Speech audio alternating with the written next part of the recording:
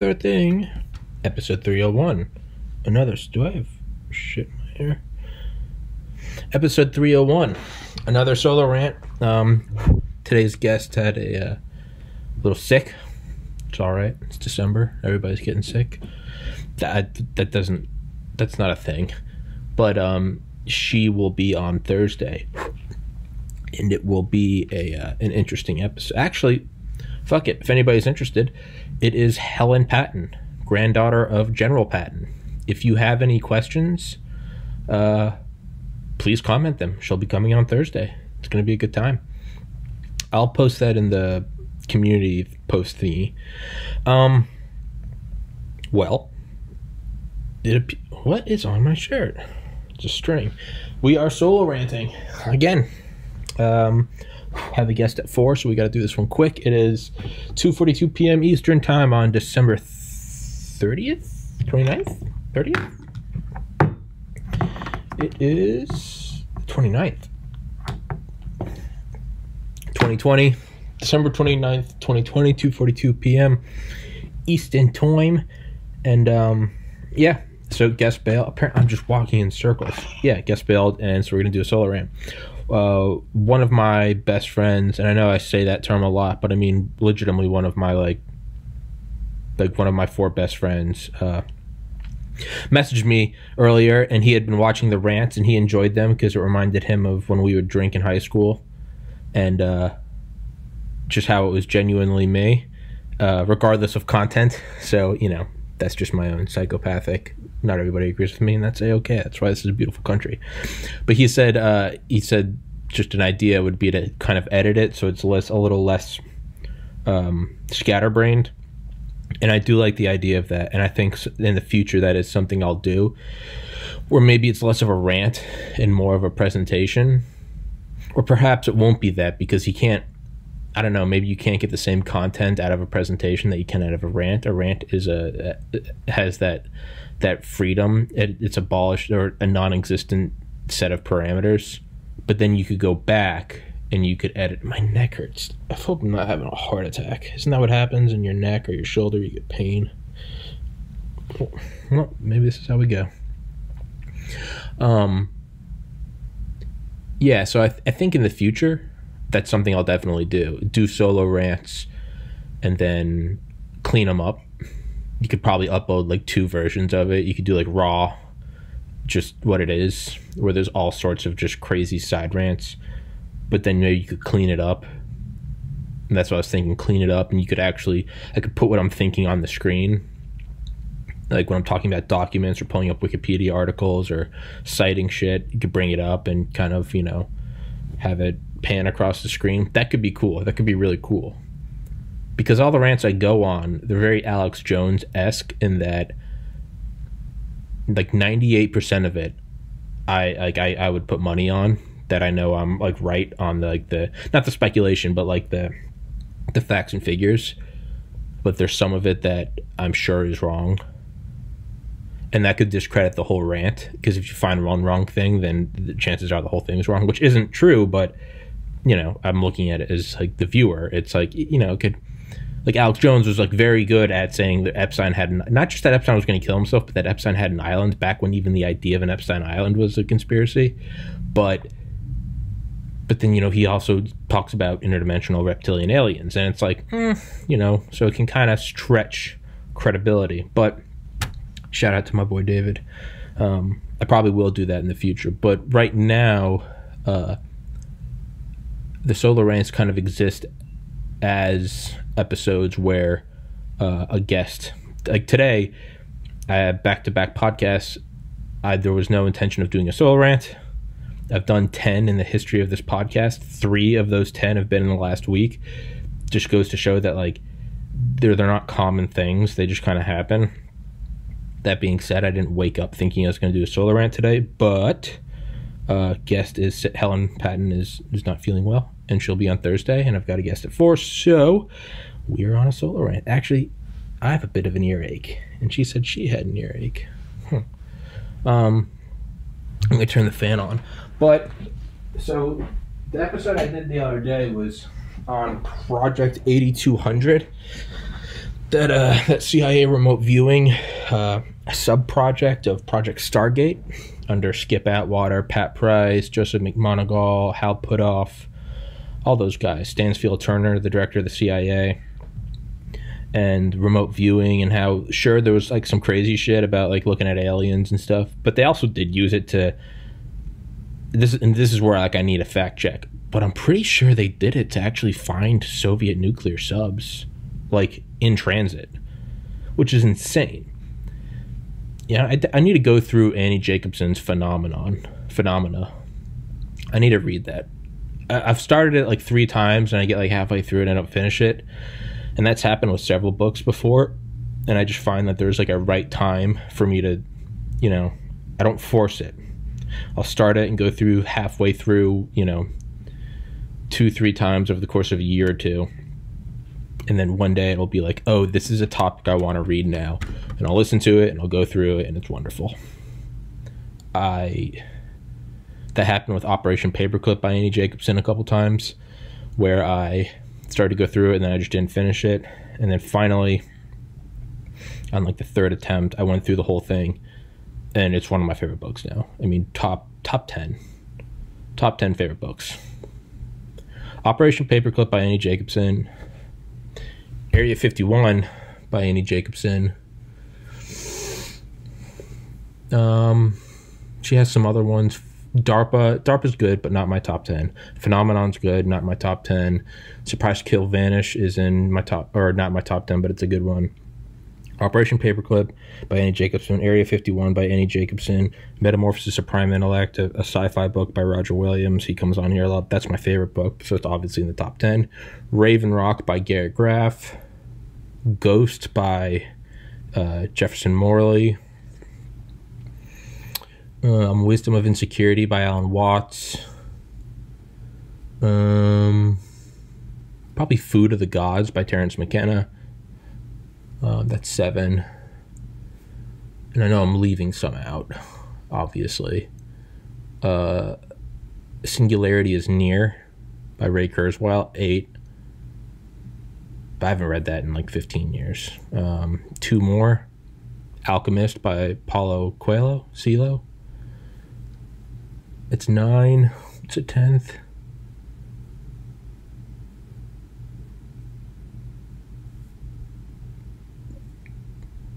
Probably Presidents and UFOs by Larry Holcomb. I mean, truly, yeah. Not that anybody asked. But, yeah, circle back around to Phenomenon sometime. Give that a proper episode. But, so I touched on Project 8200. And, that's on that YouTube channel. It's Redacted. It's redacted, which is fantastic. I'd only ever watched the Project 8200 episode. I hadn't watched any of the other ones. But last night I made a playlist with all 48 episodes, and I'll post that. I am putting a timer on so I don't miss my next guest. 2:50 now. Probably need to finish this bitch up by 3:50. Yeah, that'll give us another hour. So I was listening to some of their stuff last night, and all of their shit's amazing. It's I think they've got like 30,000 subscribers right now.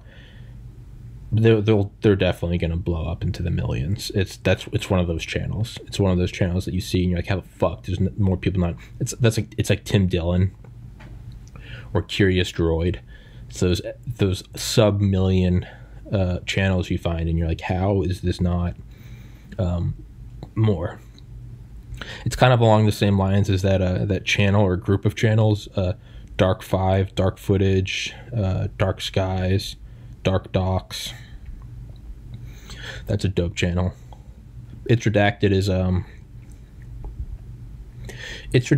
a lot like the Dark Docs channel, which has like 7 million subscribers. It's like a hybrid of that and that channel Mustard. That's another sub-million channel that he puts out videos like every 2 months, but they are amazing. 100% factual. None of it's speculation. It's all declassified shit. And he goes in and he makes animations and he's got facts and figures and charts and stuff, and it's, you know, it's scripted and it's very well done. It's super edited and produced, and it's like it's production quality. Cheddar. Is it Cheddar or Mustard? Those are two channels. One's Cheddar and I think it's Mustard. Cheddar's a good channel too, but Mustard is that, yeah. Mustard is just, he puts out dope shit. None of those channels have covered the Lockheed Martin CL-1201. I did a solo rant on that, and it's I made a playlist of all the solo rants, and that will be in the description and the top comment to this one as well. I'm just really circling around. We're not diving into anything. So it's redacted. They had an episode that I listened to, discovered last night, and I've probably listened to it about 10 times already. It's like 10 minutes long. I don't watch YouTube videos. I almost exclusively listen. Like 99.95% listen. Not exaggerating. Gotta love those. Gotta love the days following Thanksgiving and Christmas when you lean over a little bit and you feel your rolls and your tits morph together and you get your fupa and your love handles and you're just like, I am just a fucking squishy ball of chewed bubble gum, aren't I? As that U.S. veteran Derek White, the jacked guy that's missing a leg, as he once said, you know, you're looking like 280 pounds of chewed bubble gum and you should be looking like 210 pounds of hard dick. Derek White is cool as fuck. But so they talk about on It's Redacted, and it's something I'd heard from Walter Bosley. I love Walter Bosley, Bosley. He has a channel, the Walter Bosley channel. He has been on the podcast The Higher Side Chats, THC, hosted by Greg Carlwood. I discovered him, Higher Side Chats, in like 2017 maybe. I love that podcast. I haven't listened to it in forever. I think I've probably only listened to like 15 of his podcasts. I think he's got like hundreds. But his podcast is amazing. It's all fringe shit. It's underground bases, telekinesis, time travel. It's, you know, it's all, everything is, what he does is he provides like a, I really like it because what he does is it's like an exercise in an open mind. I don't think he personally believes most of it, but what I love about it is he kind of has people on and he doesn't just give them like the mic, but he also doesn't needle them. Like, where's the evidence of the pyramids being spacecraft? Like, it's all taken with a grain of salt. And he kind of, what he does is he just kind of entertains it. And he doesn't make fun of it. He doesn't embrace it. He just kind of asks questions as you would about anything. If you told me about a crazy football game, like this past, was it Saturday night, whatever, and the Dolphins came back against, was it the Saints, whoever, and won. You know, it's like if you just asked about that and you're like, oh, sure, tell me. Like, you know, tell me about it. He just kind of entertains these ideas very openly, you know.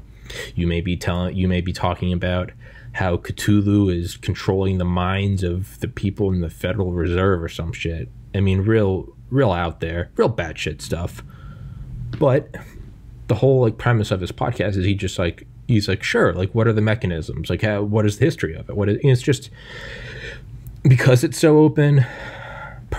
Just personal opinion, I found a lot of it I can kind of not watch, because it's not really like pressed for facts, but some of it's really interesting. Some of it's really, really interesting. Super nice dude. He's just always smoking and drinking. But anyway, he's had on this guy, Walter Bosley. And Walter talks about the airship sightings of 1897, which are a documented thing off the coast of California. I think like 1895 to 1899, primarily in 1897. There were this slew of sightings off the coast of California of these massive airships. They looked like these just big old like steampunk type things, hot air balloons with big, you know, almost like Da Vinci-esque wings, you know, like, you know, fabric or whatever, wood wings, and kind of like the Imagination Land blimp from South Park. Imagination Land. We have to send in Kurt Russell. But it is I remember hanging out with Joe Udell, 2007, and we took a shot every time they said imagination. But there was these sightings of those things, and I mean, I don't think it's. I mean, there are like sketches from like and you can find them in like old newspapers. Google it, 1897 or don't even just. I would say 1890s airship sightings, California. And yeah, there are all these sketches of like what they saw, and they were all just kind of these balloon type things. But it wasn't. The weird thing was, is if I recall, it wasn't necessarily the same proportions of like a Zeppelin, right? Because a Zeppelin is like, I mean, those can be like 700, 800, 900 feet long. But it has to be that big to carry like any cabin, any respectably sized cabin that actually has like, you would say, a crew. Not like a Goodyear blimp where it's got like that little fucking like go-kart sized cabin and there's just like two guys up there flying around. Like and those were a thing. Those were a thing, and I believe the early 1900s. I could be incredibly wrong on this. 1900s, maybe 1920s. But airships they were trying to become like a commercial thing to kind of compete with luxury cruise ships, and they had pianos that were made of like balsa wood. They had everything was super lightweight so that you could kind of cruise above the ocean in style. You could get suites, you could get like duplexes. It was, I wish they would come back, but apparently like they didn't have the same proportions of like to have, you know, 4 bedrooms. This thing has to be like 1,000 feet long. It seemed like there was some other technology used to keep them afloat, whether that's an engine or wings or propellers, but it wasn't. Yeah, and Walter Bosley goes and he's got these 2 lectures. I just searched them. Walter Bosley, the Higher Side Chats. I love them because he talks about this whole steampunky group called NYMSA, NYM, capital N, capital Y, capital M, capital Z, lowercase a, NYMSA. And it's supposed to be this group of Prussian, like Hermetic, I don't even know what that means, but Prussian Hermetic nationalists who from like the 1870s were funded to come over to the United States, and and they moved to like California somewhere, to the Sonora, Sonora desert, and they created the Sonora Aero Club, AERO SAC, so Sonora Aero Club, which is kind of a weird predecessor to like the Strategic Air Command, SAC. And there's this guy who was a legitimate figure, Charles A. Delshow, DELLSHAU, who was he was a historical figure. You know, it's like Jesus. Like, you don't necessarily have to believe he's the son of God, but like he was a dude that walked 2,000 years ago, you know, as was Buddha, Siddhartha Gautama, so was Muhammad. Like, these were all people that existed. Rasputin, but how far was I going? Charles Delshow, he was an engineer and a draftsman, and this was before like 3D CAD imaging. And so like when you would make a craft, like you would have to draw every piece of it for like blueprints so that people could look at it, or engineers. I don't know why I'm trying to pretend like I know.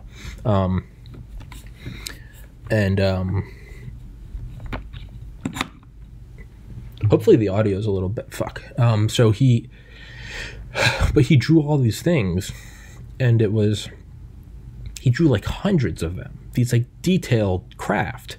And they were all like brightly colored, but there were all these weird airships. I mean, really steampunky shit. And it was from like the 1870s to 80s, I think. I think it might have been 1850s to 1870s. The first one started in like the 1860s, maybe 1850s. I think that's about as early as they go. And they kind of wrapped up around the 1890s, late 1890s. So we'll say a 50-year span, 1850 to 2000. And so Charles Delshow was part of this group. There's another guy, Amos Dolbear? AMOSDOLLBEAR, I think, Amos Dolbear. But he was like the commandant of West Point. Like, these were legitimate historical figures, and like respectable guys in their fields. And they would talk about all these like craft they were building out in the Sonora Desert, and they called it the Sonora Aero Club. And it was like they were just fucking. This is like 50 years before the Wright brothers. And apparently, or allegedly, they went to, I forget the name of his name, but the Secretary of the Department of War. And the Department of War was founded on my birthday, actually, August 7th. And it later became the Department of Defense. But apparently it was the secretary or whoever, maybe the acting of the Department of War under Abe Lincoln.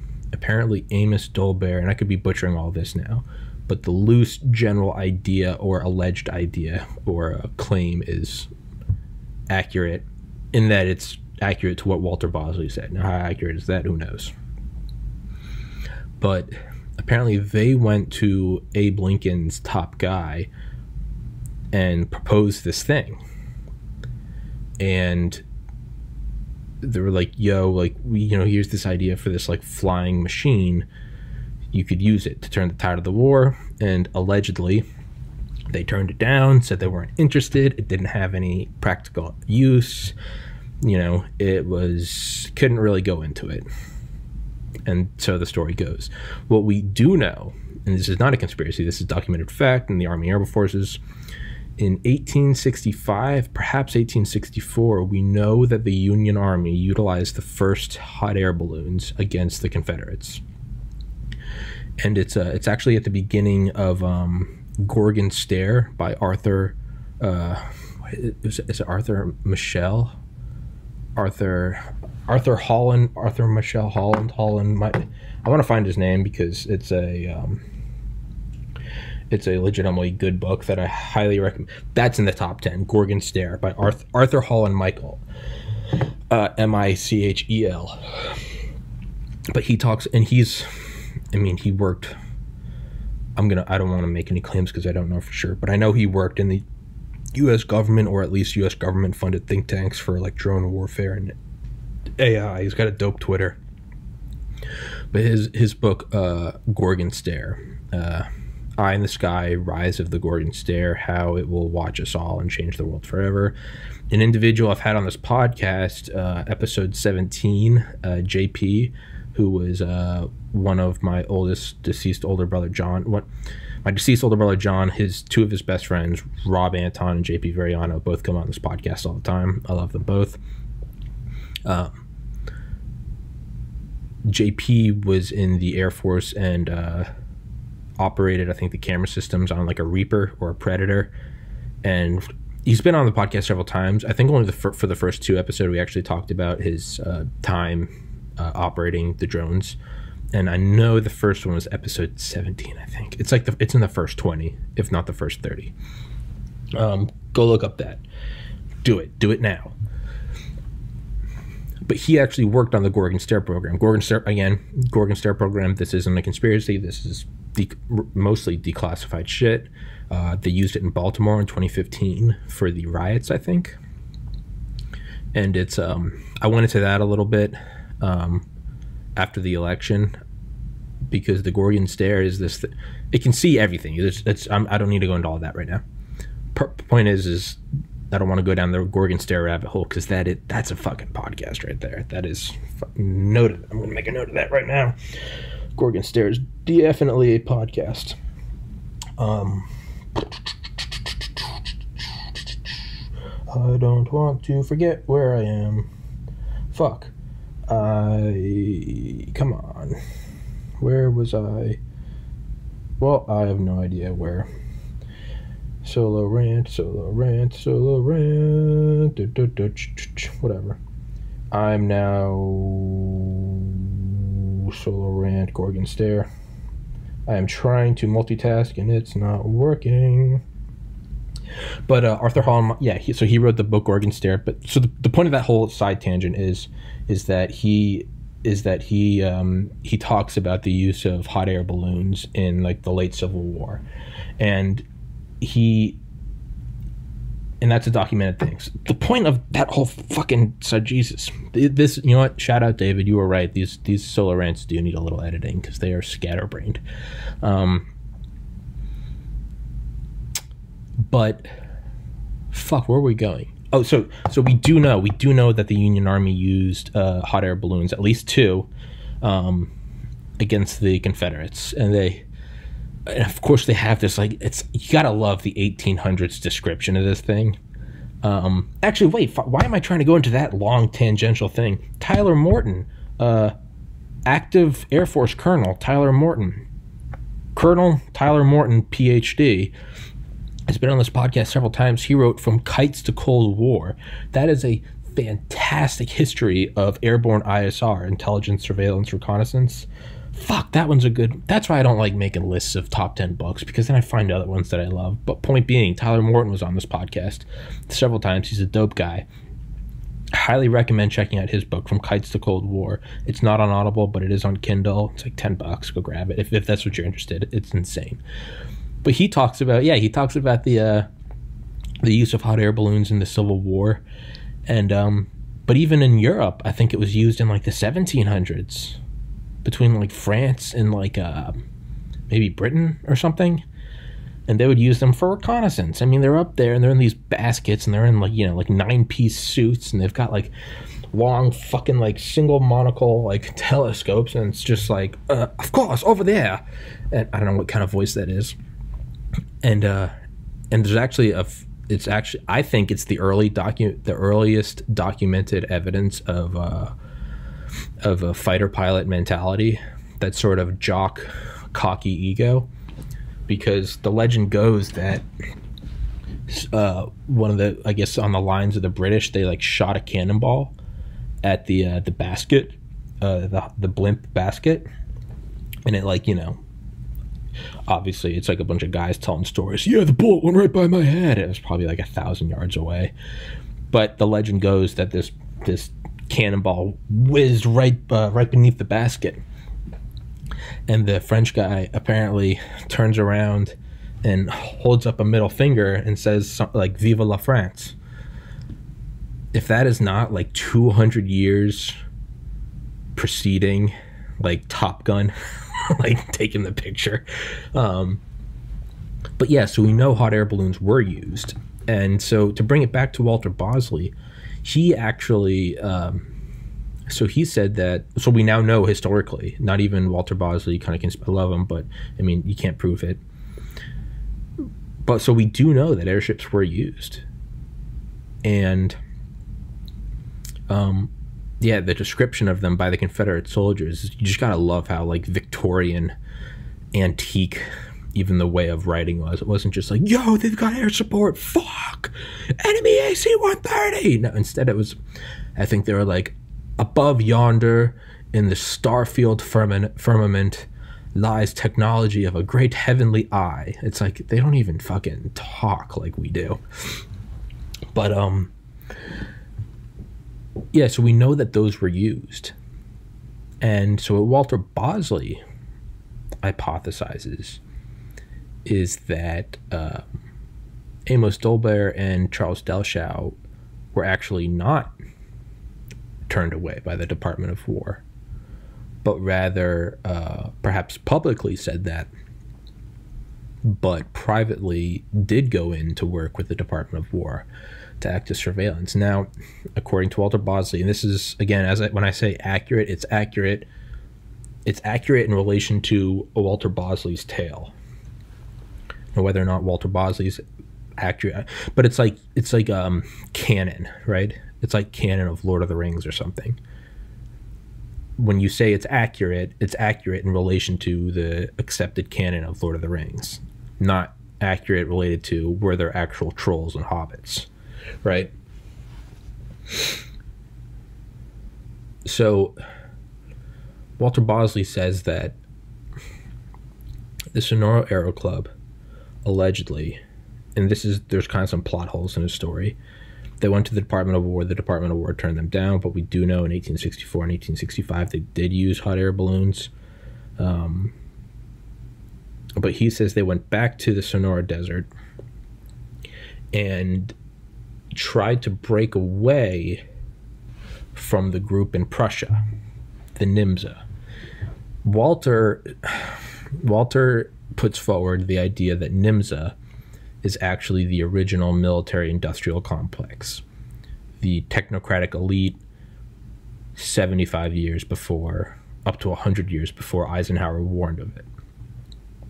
That technocratic elite was hot air balloons and like steam engines, but in relation, that's what it was. And apparently the Sonora Aero Club was very of the of the Oppenheimer school of thought.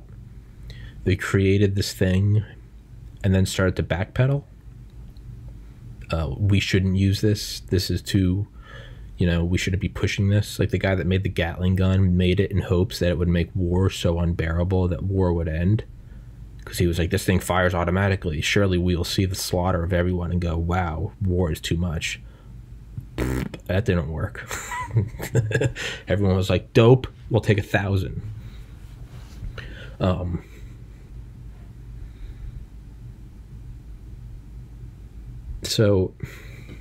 But apparently these guys in the Sonora Aero Club were very like, we don't want to weaponize this. NIMZA, NYMZA, back in Prussia, they wanted it weaponized. They were like, can we put like a Gatling gun on it? Can we put weapons? Can we drop bombs? Could we put a cannon on it? Sonora Aero Club, they were very Oppenheimer-ish, and no, we can't. No, we shouldn't. Allegedly, some of the guys in the Sonora Aero Club started dying off.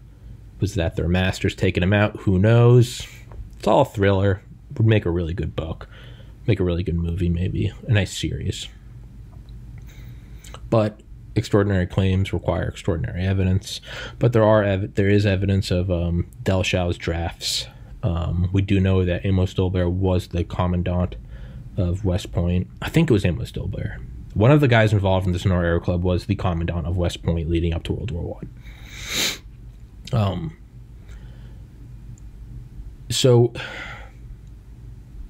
And we know there are 1890s airship sightings of these huge craft with electricity. They had extraordinary light and as if there was day in the night, which we would call like a spotlight. And they would come, and the reports of these things are that they would come and land, and people would get off. And they were sighted all across the United States. Again, allegedly. I gotta pee, and I gotta turn off this fan. I'll be right back.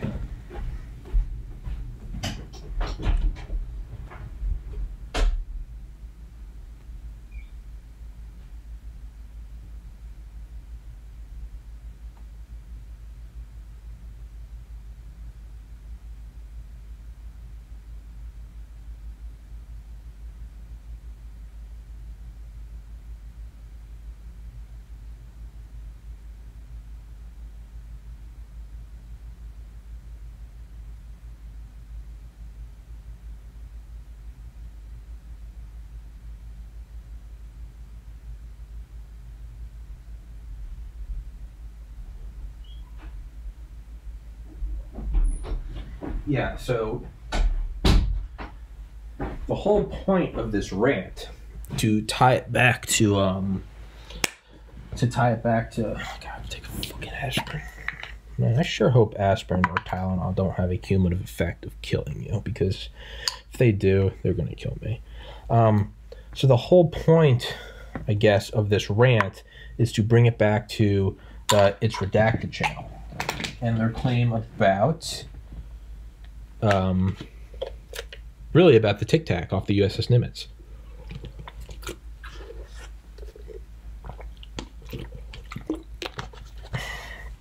And that claim is, well, it's in relation to all of it.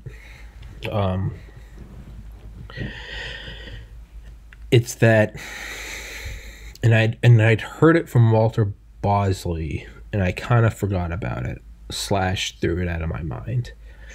And hearing it again on It's Redacted last night kind of like awoken the idea, and kind of like what I do with books, maybe almost prompted a second look. And it is that aliens, beings, whatever, we don't need to put a title on it. What it is are contact with another intelligent life form. Let's just leave it as broad as we can. Doesn't have to be carbon based, doesn't have to be from some planet in the Goldilocks zone, doesn't have to be from this dimension. Intelligent life somewhere else in the universe. What do you mean there's no intelligent life? Because humans aren't. Yeah, fucking nice joke, boomer. It's that these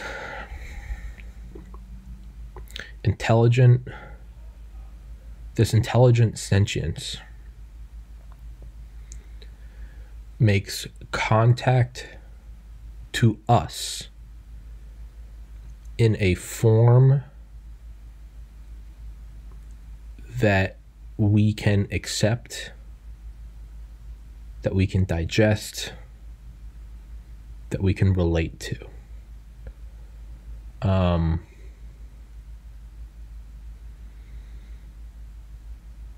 FDR going on fireside chats, right? Talking on the radio, you could say Trump tweeting, right?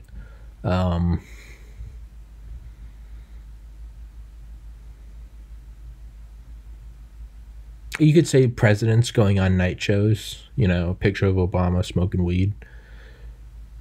Hey, I voted for Obama. I don't know if those are the best examples. Bring it down to, I don't want to say dumb it down. Maybe a therapist talking to a child with puppets. Maybe trying to teach a child to be good, not because it's the right thing to do. Maybe their brains don't really register that. So you kind of start with like the stick and the carrot. It's Santa. And Santa and his fleet of airborne reindeer are going to come down your chimney and and not trying to sound like Neil deGrasse Tyson, where he just tries to break apart normal things into, Neil deGrasse Tyson is the epitome of r/I am very smart. He's like tweeted about going to like using a passport in an airport. He's like, I got to use a piece of paper written with language and ink to prove that I can go from one arbitrary area of Earth to. It's like, fuck off. We get it. The whole fucking concept of life is insane. You're not smart for pointing that out, douchebag. But I do like him. It's the idea that this intelligent sentience approaches us in a form that we can relate to. I don't know why I'm trying to dance around it or prep it. It is right now, we see them as UFOs. We see them as going to the USS Nimitz. It's something that went, right? Commander David Fravor says that at altitude that he was at, that an SR-71 going full speed from the second it passed you to the second it disappeared over the horizon is about 60 seconds. That goes Mach 3 to Mach 3.3. Allegedly, Brian Schul said he got it going higher. I think his analogy was it's like having a cheetah on a leash. We know that it went over we know that the Tic Tac disappeared in less than a second. So if you do the math, it comes out to something like Mach 100, Mach 200, which is 5 times faster than an intercontinental ballistic missile, which are fast, right? The X-15 went like Mach 7. The X-43A Wave Rider went Mach 9.7, I believe. That was when I was in high school. They shot 2 off California towards Hawaii, and I think both crashed. The space shuttle upon re-entry is like Mach 20 to 25. I think the Helios spacecraft, which we shot at the sun like 30 years ago, I think that got up to like Mach 100. Point being is, how does the Tic Tac appear? Cylindrical, like a Tic Tac. As Jeremy Corbell described, or as Commander Fravor described, like a ping pong ball being thrown into, like playing beer. Did you ever play beer pong with friends and you didn't have any solo cups, so you used glasses and the game sucked? Because if unless you did a swish, unless you just perfectly plopped it down in the middle of the beer, it would and just fly out.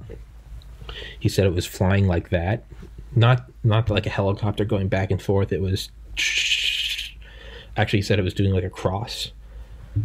Cylindrical, no cockpit, no exhaust plumes, no fins, no, they did say it had 2 little appendages. No fins, no visible propulsion, no necessary thermal difference. I think the Go Fast video, which is there's like 3 primary ones that kind of came out in 2020-ish. Don't rip me apart on that. The Tic Tac, the Go Fast, and the gimbal. The Go Fast is the one they caught with a tracking camera, and the thermal view showed that it was colder than the ocean because it was looking at it from above, and this thing was zipping across the ocean, and they track it. Which doesn't, okay, whatever. But if something's going that fast, there's no heat coming off of it. There's no engine. There's no, I mean, sure, the SR-71, they like would leak like cesium into the exhaust trail because it somehow like dissipated it on the thermal scope. And I think the same thing with like the B-2 bomber. They say its wings are at the forward and back. The leading edge and the trailing edge are like charged. There's a charge difference. I'm not going to pretend like I know about that. Point is, Jesus Christ. Shout out David. You know what? 3rd time I'm shouting you out, David. I do need to edit these in the future sometime because they're all over the place. Is that, so how does the Tic Tac come to us? In layman's terms, it's a super advanced craft that, like, you know, if something went, I think over Iran in 2004, there was allegedly a Mach 10 drone. That's within the realm of possibility. I mean, it really is. When Kennedy was president, a year after Kennedy died, the SR-71 flew at 85,000 feet, Mach 3.3. In the 70s, the D-21 tagboard drone launched off of the back of the SR-71 with a radar cross-section 10,000 times smaller. It flew to 100,000 feet and went Mach 5 per Ben Rich in his book Skunkworks. Even though he claims hypersonics are impossible, he also claims that it went Mach 5 because he said it went 4,000 miles an hour. But if that's possible in the 60s, sure, insane, but not beyond the scope of possibility. We know that DARPA, before they were even DARPA, back when they were just ARPA, we know that they created the internet to connect nuclear bunkers in the 50s. Because as Curtis LeMay's deputy, Thomas Powers, said, without my phone, all I control is my desk, and that's not a very lethal weapon. He, you know, if he can't reach his other bomber fleets or other bunkers other than the one in Offutt, O-F-F-U-T-T, that Air Force base, the one where Bush landed on 9/11, which is also where Curtis LeMay, Bombs Away LeMay, set up the Strategic Air Command when he took control of that. So we know the internet as we know it. I mean, granted, it was a loose connection, but the idea that there was an internet in the 50s is insane. So the idea that there was a Mach 10 craft in 2004, you can kind of fuck with, right? Sure. Space shuttle in the 80s, Mach 25, sure. But the Tic Tac comes to us as this like Mach 100 at least. It goes back and forth, no visible propulsion, no heat trail, no nothing, seemingly intelligent, and can just zip around like nothing. And if you go back and listen to Fravor, he talks about how there could be a whole time dilation. That's another podcast for another time. Let's not do that right now. We know that with the Spy 1 radar, they said that they actually, when they saw the Tic Tac, that wasn't the first time they saw the Tic Tac. It was actually, they had been noting fleets of these things coming down from 80,000 feet to just above the surface of the ocean, like instantaneously for weeks. So the Tic Tac comes to us as this thing that, like, Mach 10 drone over an Iranian nuclear facility, sure. Absurd, fantastic, but it might have been ours. Tic Tac, I don't know. Same thing, you know, what did we see in World War II? The Foo Fighters, and that's not a conspiracy. Foo Fighters, F-O-O, which Dave Grohl named his band after. The Foo Fighters is actually a phenomenon of these balls of light that would circle U.S. and German bombers and planes They would go off the wings. They would come in weird patterns. They would show signs of intelligence. Allegedly, they would even fly through the ships down the center, just these balls of light freaking out the crews. They would fuck with their radars and their compasses. FDR actually tasked James Doolittle of the Doolittle raid. Is it James, Jimmy, whatever, Doolittle of the Doolittle raid. Light's getting a little bright. Of the Doolittle raid to go find out what these things were. Fuck. So that shows that FDR didn't think that these were ours. Whatever, I'll just turn that thing back up.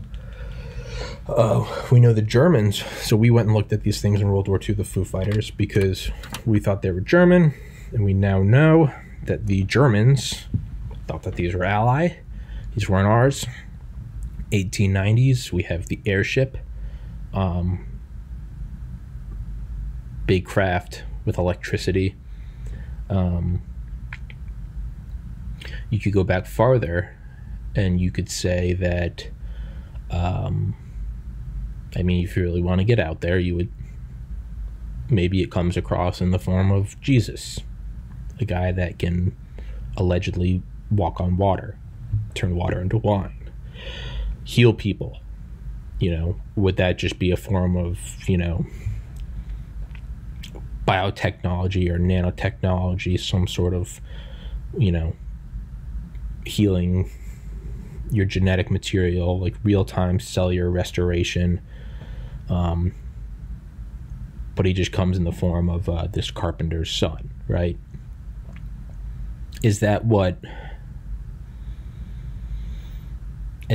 this would be, or any religion? You know, they're always these beings of light, angels,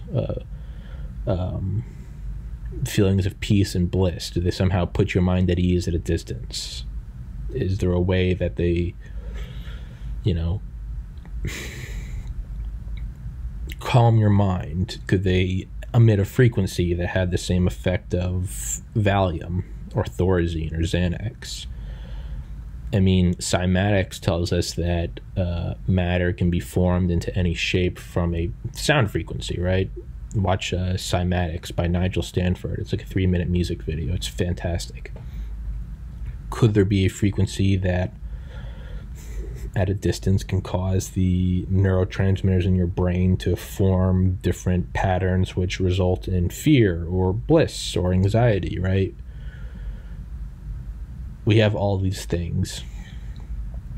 Is that how these intelligent beings come to us? They come in forms that we, you know, because if you saw a Tic Tac in 2000 BC, sure, it would be fantastic, but that might not be the best way to do it, because the fact that there's anything flying is fantastic, let alone no propulsion or thermal trail. It's just the fact that it's flying at all, so it maybe doesn't have the same impact, right? I wouldn't necessarily bring back a MacBook Pro with the M1 chip to Alan Turing. I might just bring back anything, like a calculator, you know.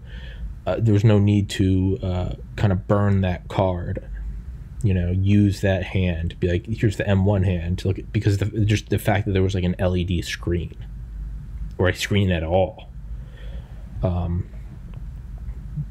So to go back to the 1890s, maybe you don't need to bring back a Mach 10 drone. Maybe it's just the fact that anything's flying at all, a Zeppelin, you know. Maybe you don't need to bring back like the, you know, the power of a nuclear bomb. Maybe it's just like a bullet. Maybe if you brought a bullet back to like 200 AD, just a loud bang and someone getting hit in the head and no one saw what it was and their head just explodes.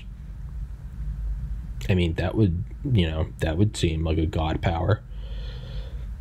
You can kind of see where all these go, right? It would be just something advanced in relation to them. So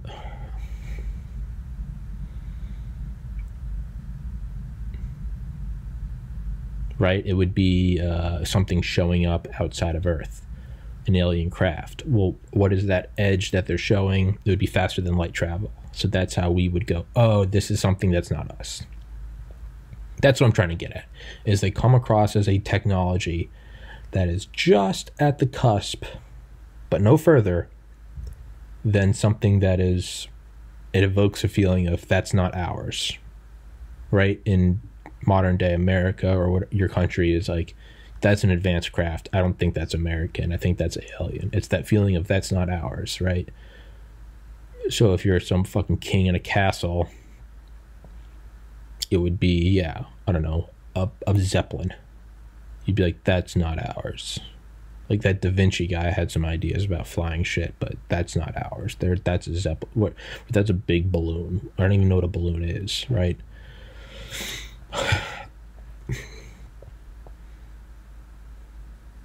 If it was an NFL player, it would be a guy that won 30 straight Super Bowls. Put Tom Brady to shame, right? Yeah, that's how you would, yeah. You would show up as a powerful force that could just do anything. I think I'm making my point. So because the reality is that they would be so advanced.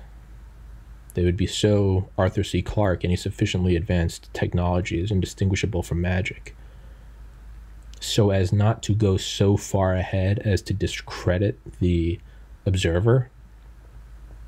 Because if you go too far, it's like, it's like the kind of along these lines, like, the difference between the difference between madness and genius is profit margin. If you're 1 step ahead, they call you a genius. If you're 2 steps ahead, they call you crazy. If you're 3 steps ahead, they burn you at the stake. You wouldn't want to go too far ahead, right? If it was 1897, you don't necessarily want to show up as a Tic Tac, because they're just going to throw you in an insane asylum. Instead, you want to show up as a hot air balloon with a spotlight, just enough that you could kind of believe it, but it's still fantastic and evokes the feeling of that's not ours. So yeah, the purpose of this rant is, I just think that's a really interesting idea. It's this intelligent sentience, whether they're malevolent or benevolent, who knows, but they're here, and they approach us in a way, in a form that we can accept, right? I can't explain to my, rest in peace, Oscar. I can't explain to Oscar that barking is bad. A bad owner would beat their animal. Instead, you get a bone. Oscar loves cheese. Quiet. Hey, quiet. And as he learns to be quiet, you give him a piece of cheese. He eats that. He likes it. That dopamine dump. Okay, well, now he starts to learn that, okay, no bark, dopamine. No bark, good. Bark, bad.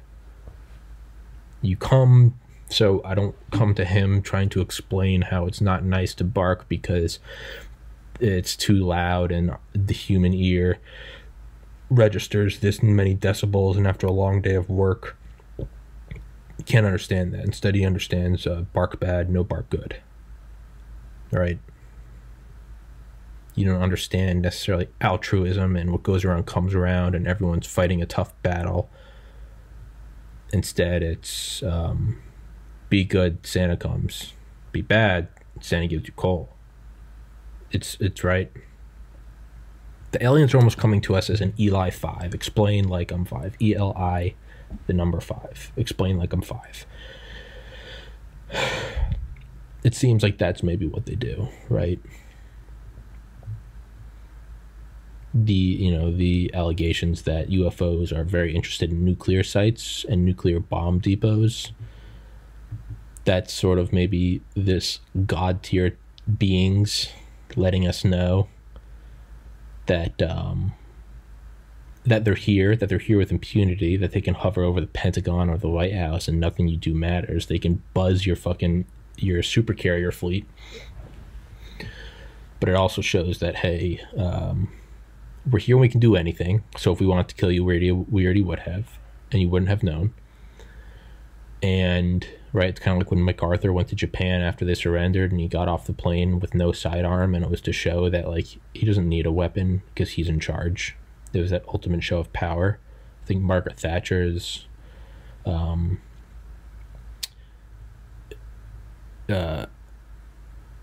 was it? Being powerful is like being a woman. If you have to explain you are, then you aren't, which is hilariously controversial now. Just like Kindergarten Cop, boys have a penis, girls have a vagina. Who would have thought that that was like as controversial as like Tank Man in Tiananmen Square? But the UFOs, by, you know, we can destroy you and we haven't. The fact that you're seeing us should, you know, it's like your Navy SEALs come out of the bushes and they talk to you.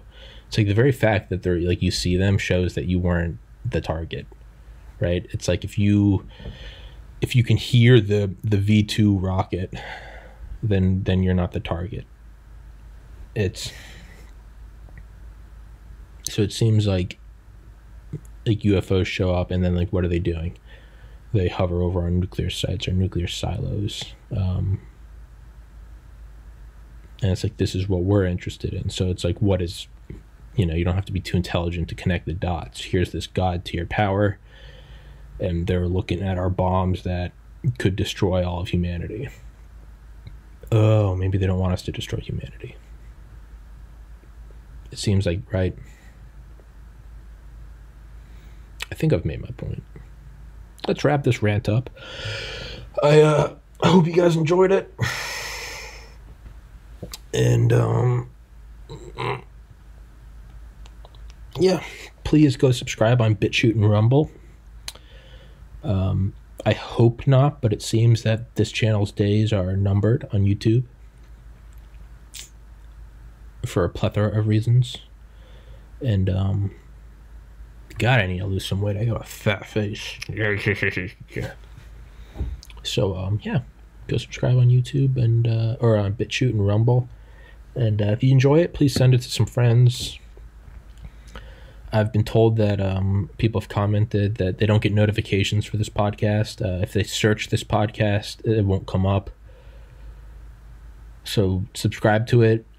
Text yourself a link so you can go back to it and open it up.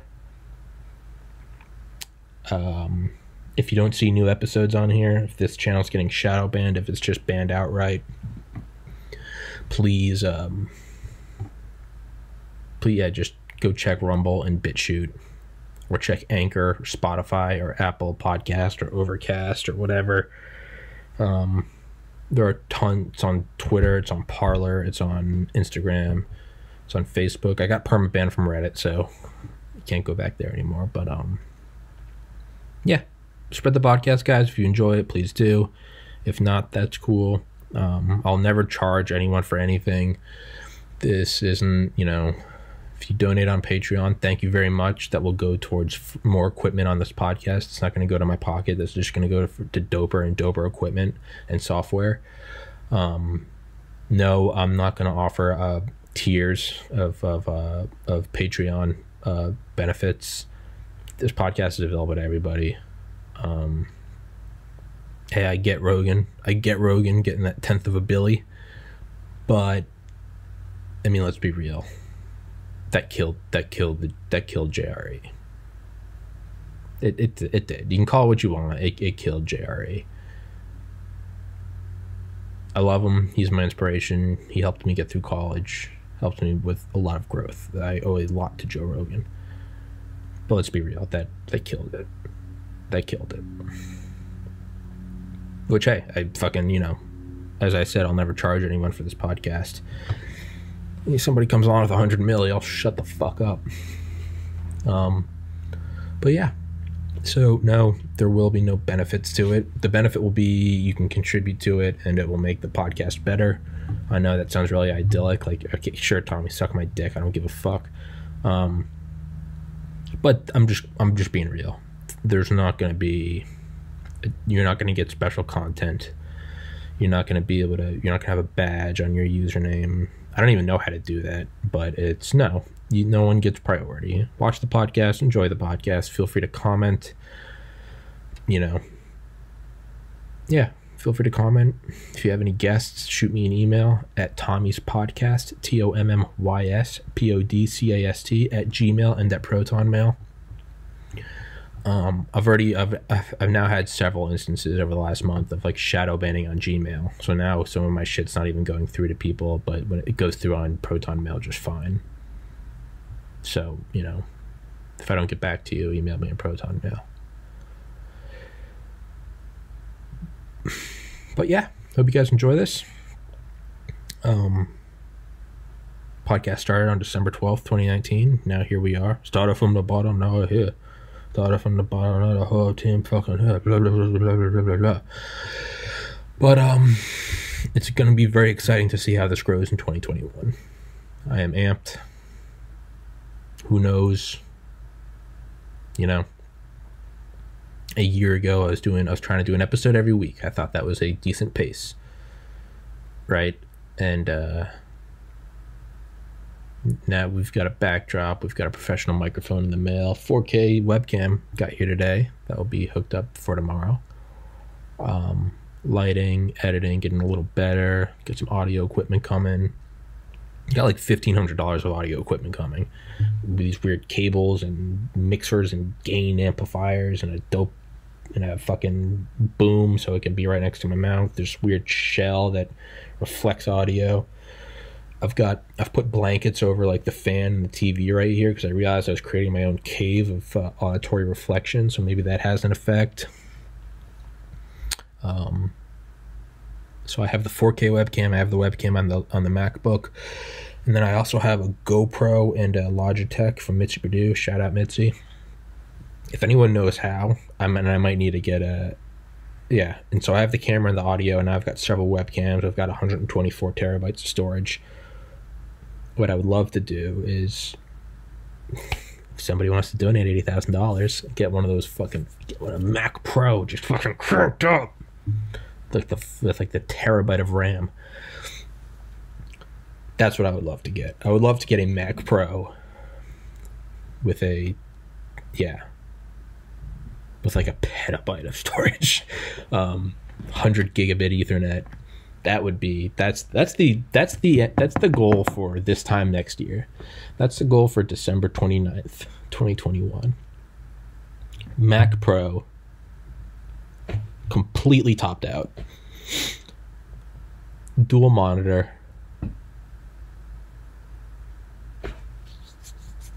several microphones, and I want an array of cameras. I want an array of cameras all around me, and I want it to be stitched together so that you can view this podcast in like 360 degrees. I'll have to have a studio where I don't have any personal shit because I don't need people snooping around my house. But I would like that. I would like you to be able to see everything. I'll probably chop it off below my waist because I don't need anyone seeing whether or not I'm wearing pants, because that's part of the, let's be real, it's part of the excitement of this podcast. Is you wearing pants? We just don't know. And that's, we don't know if these aliens are coming to us in the form of airships or UFOs or Tic Tacs. But you know what? No, we also don't know. It's Tommy wearing pants. Gravitational waves were predicted by Einstein, and we figured out they were true. You know what we don't know? Am I wearing pants? So I don't want to ruin that. I want to leave a little to the imagination. Are there pants? I don't agree with this guy, this white-skinned, blue-eyed Nazi who talks about Trump and, America first. Sure, you don't have to agree with me, that's fine. But, goddamn, I don't know whether or not this guy's wearing pants. And that's why I keep coming back to this podcast. Not for the gap tooth or the poor bladder or the blossoming ego or the fragile, thin skin or, general narcissism. I come back because I don't know whether or not this guy's wearing pants. And that's, I don't blame you. Another goal for the end of 2021 will be an apparel store for shit. Like, I made this. This is an Alex Jones hoodie. You love or hate Alex Jones. The dude is entertaining, and that's what I like. The text all over this is actually the transcript of a rant he went on his first time on Joe Rogan on episode 911. It begins with, "The elite are all about transcendence." But yeah, so those are goals for the end of 2021. Maxed out Mac Pro, dual monitors, tons of microphones, whole studio. I want to make the studio like an anechoic chamber, ANECHOIC. Yeah. 4K. Fuck it. By 2020, I want December 21. I want 8K. I want it to be in like 240 frames a second. So if for whatever reason you want to watch it in slow-mo, it can be in slow-mo. And I want it to be like an interactive video where you can like look around 360 degrees. Yeah. That would be dope. I want each episode file to be like a terabyte each. Just fucking unnecessarily detailed video. Because we can. Yeah. Maxed out studio, apparel store, 10,000 subscribers. 10,000 subscribers by this time next year. Maxed out Mac, apparel store, 360 degree podcast experience. Maxed out 360 apparel store, 10,000 subscribers. But that has nothing to do with your experience. So yeah, maxed out 360 apparel store.